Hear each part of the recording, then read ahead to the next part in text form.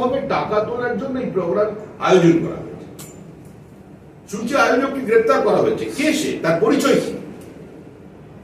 তিনি কার ব্যক্তিগত সচিব?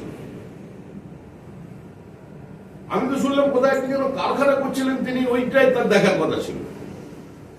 কারখানাতেও থাকবো, ফুটবলেতেও থাকবো, ক্রিকেটেও থাকবো, এটা কি করে চলবে? ওনারও সামনে এসে বিবৃতি দেওয়া উচিত। আমি কাউকে আমার ঘনিষ্ঠ বানালাম, আমাকে দিয়ে আমার ব্যক্তিগত কাজ করালাম, আমার ইন্ডাস্ট্রির কাজ করালাম, তার বিভিন্ন নেতার সঙ্গে তৃণমূলের যে সান্নিধ্য সেটাকে কাজে লাগানোর জন্য আমি তাকে নিজের কাছে রেখে দিলাম। ক্রিকেটও খেলে, ফুটবলও খেলে, দারুণ প্লেয়ার। কিন্তু তার টাকা তুলতে গেছে। আর মেসিকে যারা গেছেন তারা তো টিকিট বাজারে ব্ল্যাকে কিনেছে। 11,400 টাকা টিকিটের দাম, 3,000 টাকা থেকে টিকিট, 300 টাকা জলের বোতল, 100 টাকা চিপস। শতাধিক মানুষ আজকে স্ট্যাম্পেড হয়ে হসপিটালে ভর্তি, আর আনপ্রভুক পুলিশের লাঠিচার্জ। আজকে যে 100 টাকার ক্ষতি হলো, মাঠের ক্ষতি হলো, গ্যালারিতে ভাঙচুর হলো, মানুষের টাকা। কে পারমিশন দিয়েছে তাকে?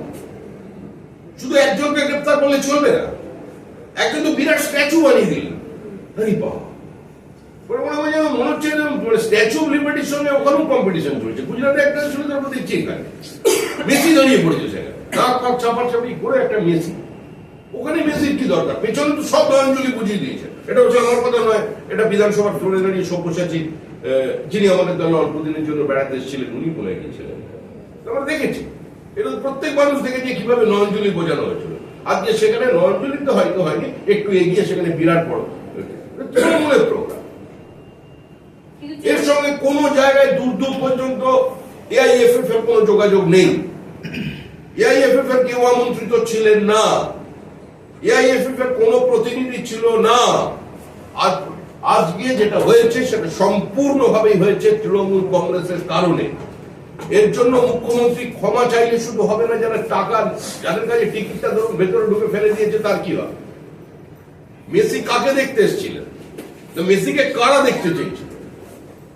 আপনারা প্রথমে বললেন ডায়মন্ড ছকে ডায়মন্ড হারবার ফুটবল ক্লাব আর তার সঙ্গে মোহনবাগানের খেলা হবে। তো খেলা তো হলোই না। মেসির পায়ে তো ফুটবল দেখতে পাওয়া গেছে কিনা জানি না, দর্শকরা তো দেখতে পারলেন। চারিদিক থেকে তাকে ঘিরে আছে কারা? তৃণমূল কংগ্রেসের পরিচিত নেতা, ক্রীড়ামন্ত্রী। সেখানে ক্রীড়ামন্ত্রীর দায়িত্ব পড়ে, তার দায়িত্ব এটা। এত বড় একজন পৃথিবী বিখ্যাত ফুটবলার, লিভিং লিজেন্ড, তিনি যখন এসেছেন কলকাতায়, তো স্বাভাবিকভাবেই তার পাশে ক্রীড়ামন্ত্রী থাকবে প্রত্যাশিত।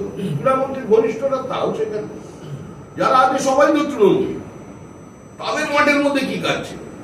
তারা জীবনে কটা ফুটবলে পা লাগিয়েছে। তারা ঢুকে পড়লেন মেসিকে, আর যাদের থেকে এতভাবে টাকা তুললেন, চলে যাচ্ছেন এই হোটেলে নিয়ে গিয়ে ছবি তুলে দিয়ে, ছবি ছেড়ে তুলতেই পারে, অধিকার আছে। লক্ষ লক্ষ টাকা দিয়ে তাদের ছবি তুলেছে, সেলফি তুলে বিক্রি করছে, লুট চলেছে। আর এই লুটকে সরকার সহযোগিতা করছে। মোহনবাগান ক্লাব তো আগে বিক্রি হয়ে গেছে।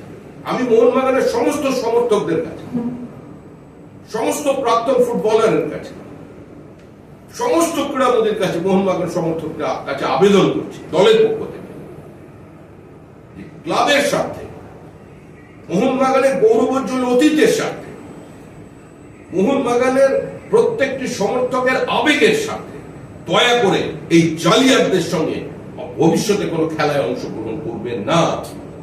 কারণ মোহনবাগান ক্লাবটা ডায়মন্ড হারবার ফুটবল ক্লাব নয়। আর আমি কোনো ক্লাবকে ছোট করার জন্য বলছি না, বা আমার ব্যক্তিগত এ নিয়ে কোনো বক্তব্য নেই, কিন্তু মোহনবাগান ক্লাবের একটা নির্দিষ্ট অতীত আছে। মোহনবাগান ক্লাবকে সঙ্গে বহু স্বাধীনতা সংগ্রামের ইতিহাস জড়িয়ে আছে। এই ক্লাবের মর্যাদা আজকে এখানে ফাটক হলো। শোনা গেছিল মোহনবাগান প্রাক্তনীরা ওখানে খেলবেন। কোথায় খেলা? নির্বাচন রাজনীতির ময়দানে দেবেন বলে খেলা হবে, আর এখানে তো খেলতেই পারলেন। আসল খেলা করার কথা যেখানে আপনাদের খেলা দেখিয়ে দিল, জেনজি খেপিয়ে তুলছিলেন মোদী আর এর বিরুদ্ধে, আমাদের অমিত শাহর বিরুদ্ধে। মানুষকে পথে দেওয়ার আহ্বান জানাচ্ছিলেন, আক্রমণ করতে যাচ্ছিলেন। কি হলো আজকে মাঠের মধ্যে? উল্টে ওই জেনজি গ্রুপই আজকে ভেতরে যা করা করে দিয়ে চলে। এই যে ক্ষতি হলো, দায়িত্ব কে? পুলিশ কেন লাঠি চাচ্ছে? এটা সম্পূর্ণভাবে প্রশাসনিক ব্যর্থতা। তৃণমূলের লোভ, তৃণমূলের প্রাতিষ্ঠানিক লুট। একজন ব্যক্তি তিনি সব জায়গায় কিছু করবেন, এবার সে এসছে, তাকে আবার বলছে এয়ারপোর্ট থেকে গ্রেপ্তার করি, যেরকম গ্রেপ্তার করলে কি হবে? এই সরকারটাকেই গ্রেপ্তার করা দরকার। এটাও ছবি